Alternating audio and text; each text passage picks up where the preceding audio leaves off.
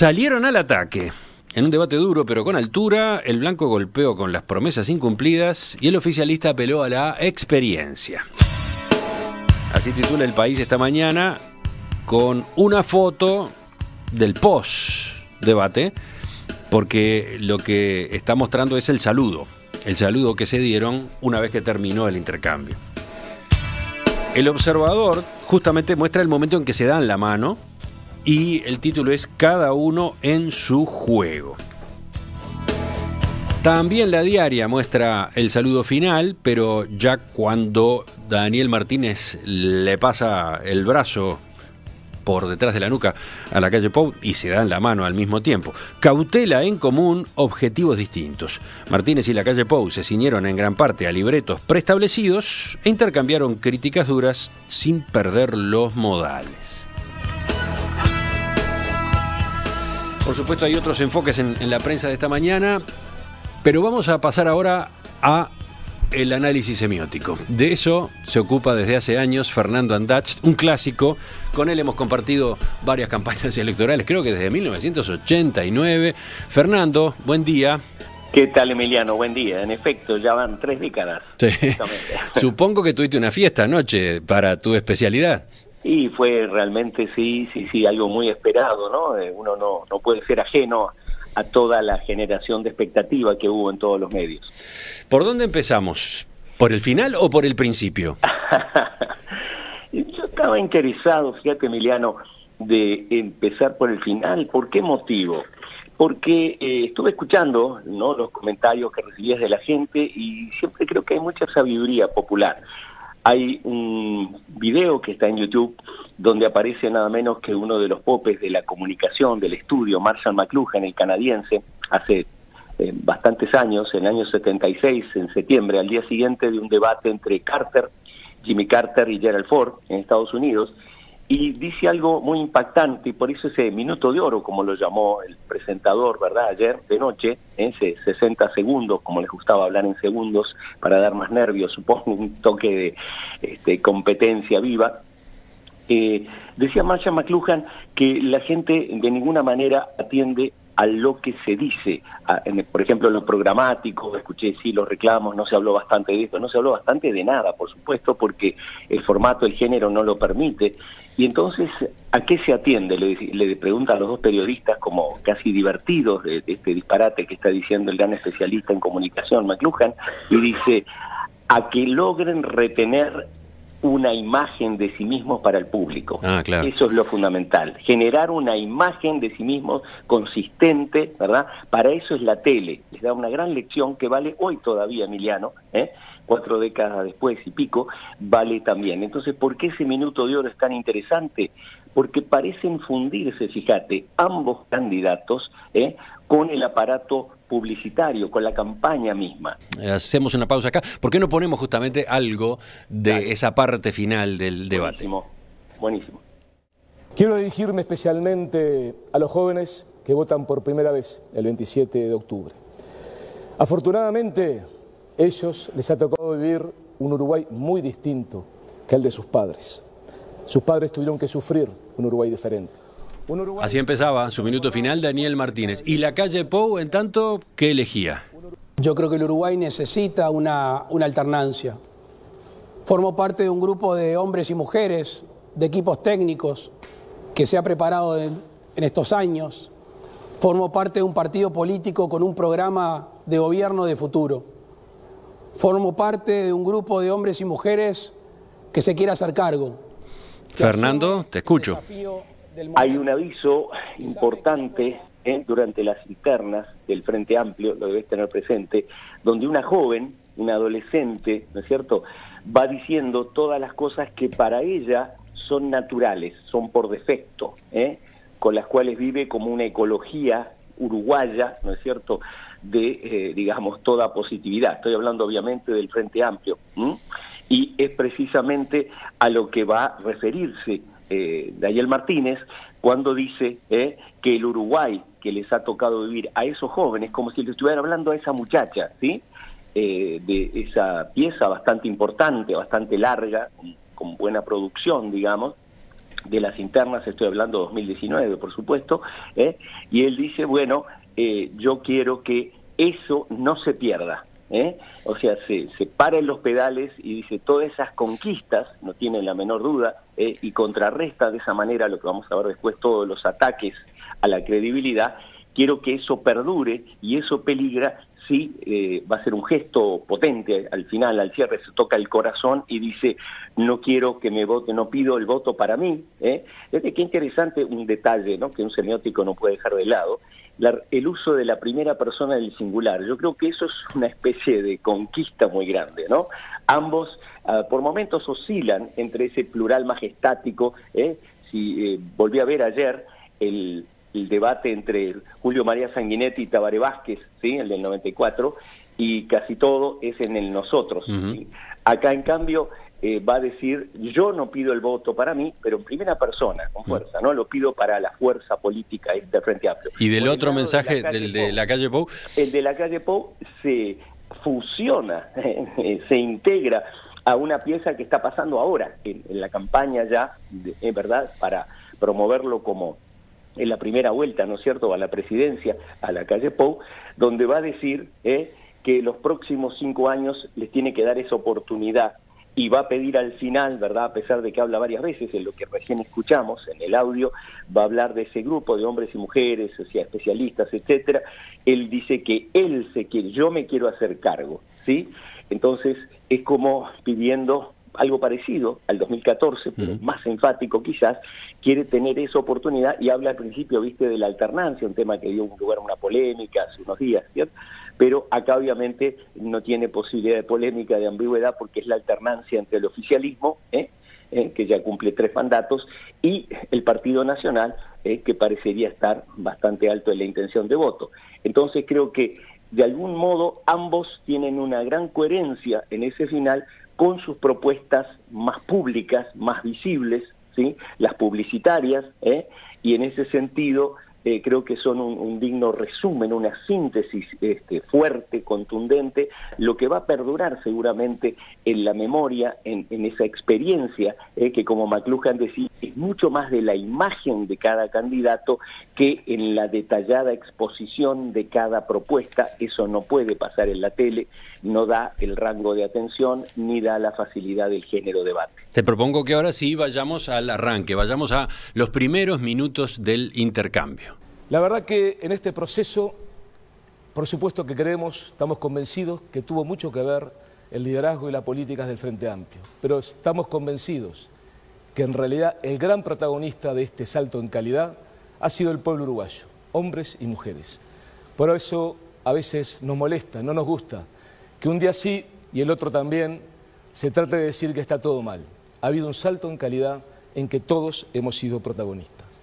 Estamos convencidos también que la soberbia no es buena consejera, y que ha habido... ¿Cómo viste el arranque de Daniel Martínez? Bueno, ¿sabés qué? Me hacía acordar un poco, ¿viste?, en los parques de diversiones cuando hay una figura de cartón con un marino, un gladiador, un soldado, para que el visitante ponga la cara y se saque una foto. Hay una enorme, digamos así, incomodidad, una especie de resistencia del cuerpo mismo, que la tele es su especialidad, mostrar eso, ¿verdad? Mostrar primeros planos, mostrar contraplanos, de Daniel Martínez para adaptarse, para insertarse, por eso digo esta imagen, ¿verdad?, de alguien que está poniendo la cara pero no del todo convencido, va más rápido su pensamiento, creo, que el discurso. Sí, la exposición de Daniel Martínez en una entrevista, por ejemplo, en una conversación mano a mano, suele ser bastante más desordenada y atropellada de la de ayer. Claramente estaba conteniéndose, claramente estaba siguiendo instrucciones después de mucha preparación, ¿no? Exactamente. Creo que sí, está defendiéndose, obviamente, pero eso era previsible. Eso es lo más interesante, Emiliano, para alguien que estudia la comunicación. El debate es una batalla constante entre una enorme previsibilidad, léase, lucha contra todo riesgo, contra todo traspié posible, ¿verdad? Porque va a ser amplificado, hoy por las redes, pero antes por la opinión pública, antes de las redes, es decir, la gente se va a fijar en ese, lo que se llamaba antes, ¿te acordás?, el blooper, es decir, el traspié, el momento fallido, ¿verdad?, donde hay una equivocación, solo hacia el final noté una donde le empieza a decir senador a la calle, bien al final, y se cambia y le dice señor. Hay un muy exprofeso diseño para no llamarlo nunca senador, simplemente la calle, y en ese momento ya se está defendiendo de lo que va a ser la constante desde el inicio, lo que se ha subrayado con razón como digamos la tesitura guerrera de la calle Pou, donde una vez y otra vez le va a decir que no es creíble, que no es confiable. Son los dos términos que se alternan, es decir, tratar de absolutamente restarle crédito a todo. Viste que si yo digo, bueno, todo lo que va a decir Juan ahora es mentira, ¿no? Sí, ya vimos, por ejemplo, a Daniel Martínez en ese fragmento haciendo alusión a la soberbia, ¿no? Que fue una de sus herramientas, la crítica, la advertencia sobre la soberbia, que no es buena consejera.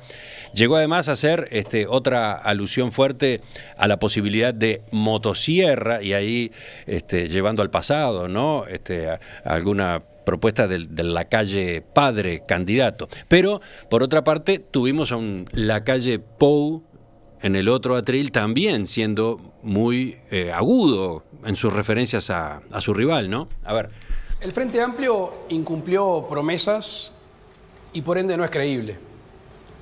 Vale recordar la campaña electoral del 2014, el doctor Vázquez, el contador Astori, diciendo que no iban a haber impuestos. Sucedió todo lo contrario. Tampoco es creíble en las proyecciones que hicieron. Yo tengo aquí los números del presupuesto del 2015. Claramente los niveles de crecimiento, los niveles de inflación, claramente los niveles de deuda bruta no se adecúan a los planteos. Fernando. Aquí lo que es interesante destacar es que el Frente Amplio, ¿verdad?, más que nunca aparece en el discurso de su contrincante como el poder, el oficialismo. Después de tanto tiempo, ¿verdad?, en que la izquierda es, en el famoso artículo de Aldo Solari, Requiem para la izquierda, del año 68, decía que no iba a llegar al poder hasta no cambiar totalmente en toda su estrategia, digamos, discursiva. Ahora es un oficialismo muy instalado, y entonces el golpe tiene que ser precisamente en desacreditar que como el discurso político en general en el mundo está perdiendo su confiabilidad, el Frente Amplio no sería una excepción, y le señala, ¿verdad?, todas las carencias. En un momento va a ironizar Daniel Martínez en que lo va a contratar como agente publicitario porque maneja tantos, ¿verdad?, dichos, tantas citas sobre diversos actores. En este caso son Tabaré Vázquez y Astori, luego va a ser Mujica, Lustenberg, ¿no es cierto?, hablando de la educación. Es decir, le va a devolver una imagen deteriorada de sí mismos para impedirle que esa experiencia adquirida, es muy parecido en ese sentido al discurso del debate Tabaré Vázquez-Sanguinetti del 94, porque ahí habla como intendente, ex-intendente Tabaré Vázquez, ¿verdad?, y lo va a hacer aquí también Martínez, y el otro, la diferencia clave es que ya fue presidente, Sanguinetti. En cambio aquí, y esta es una clave semiótica de todo el debate, Emiliano, si me permitís, creo que va a hacer su caballito de batalla, su signo de victoria para Martínez, el decirle, míreme a los ojos en un momento muy potente, ¿verdad?, cuando están hablando de seguridad, míreme a los ojos, la calle, usted no sabe, ¿sí? Ahí se enfrentan la edad, la experiencia, pero sobre todo la gestión. Uno va a tener el platillo de la balanza del ingeniero Martínez, la gestión de la que se va a jactar, y del otro lado le va a decir todo el tiempo, usted solo tiene palabras. Es decir, es como peligroso también. Sí, hechos porque... y no palabras. Fue varias veces mencionado esto por Martínez, que además cuestionó la actitud de la oposición de plantear permanentemente críticas, ¿no? Digamos, en un señalamiento que Daniel Martínez sabía, a su vez, que el Frente Amplio en una época lo ejerció, pero ahora ponía el énfasis en lo fácil que es criticar mientras otros están gobernando, ¿no? Exactamente, pero decía sin querer, pero es fatal en un debate porque es de ataque y defensa y ataque, estaría contribuyendo esa estrategia semiótica, discursiva, de devaluar lo verbal a ese, digamos, gran pérdida de fe en lo político, en los políticos, ¿verdad? Porque solo hablan, solo prometen, y ahí entonces él se va a jactar varias veces de que él es ingeniero, de que él ha hecho un plan estratégico para la energía, ¿verdad? Ahí me gustaría pensar en un mito uruguayo, en una especie de siempre revisitado maracanazo, ¿verdad? Cuando habla, por ejemplo, del plan estratégico de energía, que él ayudó a diseñar, Martínez, y que dice que en vez de esperar que nos salven, nada menos que los gigantes regionales, Argentina y Brasil, los salvamos nosotros, porque les exportamos un 20% de energía, va a decir en el momento, ¿no es cierto?, hablando de sus logros. Por eso digo, va a haber una confrontación. Si tuviera que resumir en un segundo el debate, diría, por un lado, ¿verdad?, la sólida experiencia, el gestor, el que de cierta manera, que es lo peligroso, es una especie de cuerda floja, menosprecia la palabra, ¿sí? Son nada más que críticas, palabras las suyas, ¿cierto? Y usted no tiene experiencia. Y del otro lado, obviamente, como un tábano en el poder, porque el Frente Amplio es el poder, le está diciendo, ustedes, ¿verdad?, no solo usan palabras, sino que son palabras engañosas. Te propongo una pausa y seguimos avanzando en el debate. Fernando, vayamos a otro momento, quizás un momento con sorpresa, un momento donde el programa de anoche trajo novedades. Escuchamos a Daniel Martínez. Bien dicen que siendo oposición es fácil criticar y otros tienen que gobernar. Yo me gustaría contarles cómo fue la génesis de la propuesta que hemos venido haciendo estos días de un plan de 12 puntos para el combate de la inseguridad y el avanzar hacia la mejora de la convivencia ciudadana. Nosotros estábamos hace un año, 2 años, en la Intendencia de Montevideo, recibimos la visita de un funcionario de gobierno central para proponernos trabajar en un plan barrial de mejora de la seguridad ciudadana. La idea nos encantó, era una forma de colaborar como Intendencia, sumándole al combate a la delincuencia, al golpear a las mafias en el barrio, sumarle en la mejora del espacio, recuperar también calidad de vida para los vecinos. Era un plan fuerte y enérgico que justamente apuntaba a sacar a las mafias de los barrios. Como ustedes imaginan, ese plan era el operativo Mirador y la persona era Gustavo Leal, hoy asesor nuestro, y ya acá estamos comunicando que va a ser el ministro del Interior. Fernando. Del Frente Amplio. Bueno, sin duda este es el plato fuerte para los periodistas y para la opinión pública, obviamente, porque salvo que haya un escándalo que se destape, la otra gran, digamos, suculencia de un debate es el anuncio de algo que no se sabe. En este caso yo diría que es una semi-sorpresa porque la figura de Gustavo Leal, me gustaría compararlo con el sheriff, ¿no? Estoy pensando en esa entrada que hace en esa periferia, en ese lugar marginal, donde lo reciben con furia, los que habían usurpado las viviendas, y creo que le gritan algo así como antichorro en un momento, ¿no? Que es como una especie de piropo, que lo termina de conformar como figura pública, y es interesante que el Frente Amplio, ¿verdad?, lo use, lo encarne para una especie de orden, vamos a instalar o seguir instalando el orden en el caos, en la lucha contra el crimen, y de esa manera creo que la figura de Leal, que es lo más concreto de todo que surge en el debate, encarna, digamos, esa frase repetida 3-4 veces, hechos y no palabras, es un hecho que hemos logrado desalojar a estas mafias, usa la palabra mafias 3 o 4 veces de Martínez, ¿verdad? Sí. Y el otro obviamente lo va a contrarrestar de modo muy previsible con lo que ya había surgido en la opinión pública, en la discusión, con la gestión Bonomi, tan criticada por la oposición, obviamente, pero creo que es el minuto de mayor concretud, y ahí de vuelta McLuhan, creo que quiere tomar Martínez, en tanto debatidor, la encarnación de la ley y el orden, en esa figura, en esa persona concreta, que luego aparece en el postdebate, siendo abrazado muy calurosamente por varios, hablo de Gustavo Leal, ¿cierto? Sí.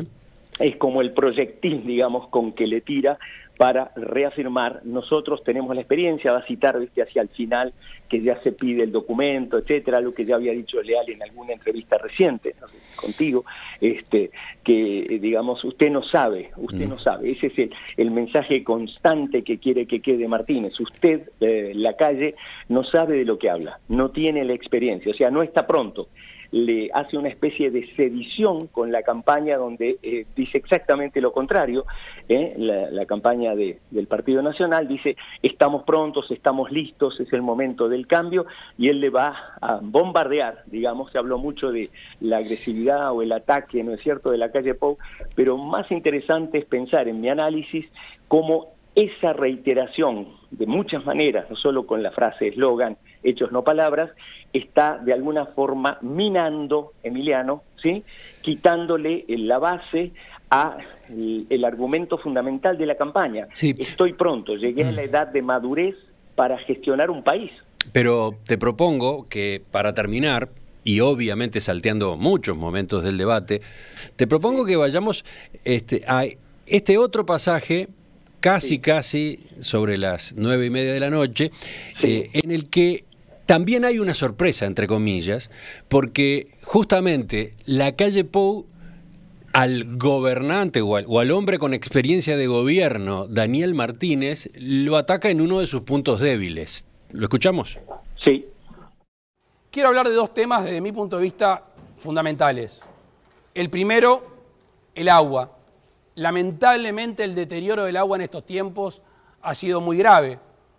El deterioro del agua y después la pérdida de agua potable que hoy lamentablemente nuestro país tiene. Deterioro del agua por causas nacionales y también porque muchas cuencas tienen afluentes en otros países de la región. Y allí tenemos que justamente regionalmente incidir sobre estos procesos. El otro tema que conoce bien Daniel Martínez es el tema de residuos. No ha podido solucionar el tema de los residuos. Fernando. Claro, creo que varias veces le dice esto es lo que él debería ser el experto, o sea, lo desafía muy concreta y directamente, ¿verdad? No me ha respondido sobre por qué no avanzó en lo de Felipe Cardoso, en todo eso, ¿verdad? Y el otro le va a decir después, le va a intentar responder con un dato muy asustador, digamos, la ingesta de plástico, ¿verdad?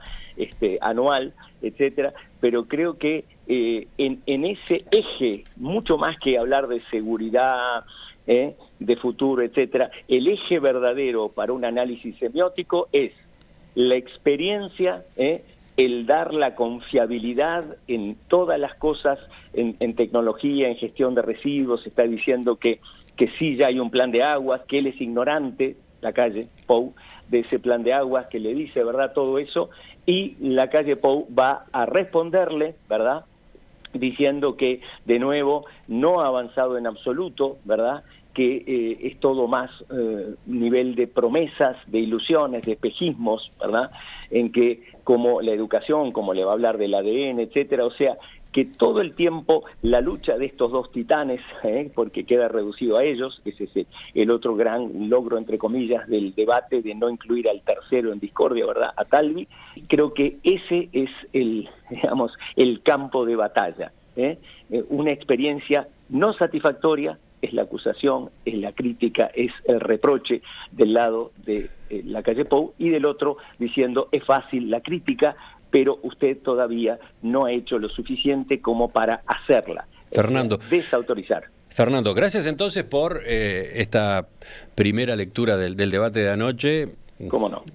Creo que da para bastante más, obviamente, y sobre todo para, a partir de esta base, observar en lo que queda de campaña hasta el 27 de octubre cómo van desarrollando estos posicionamientos los dos, ¿no? Los dos que se perfilan como los principales contrincantes. Volvemos a charlar, ¿te parece? Capaz que, ¿cómo no? No sé si esta semana, pero la semana próxima abrimos ese ciclo rumbo a las elecciones y a la segunda vuelta. ¿Cómo no, Emiliano? Un abrazo.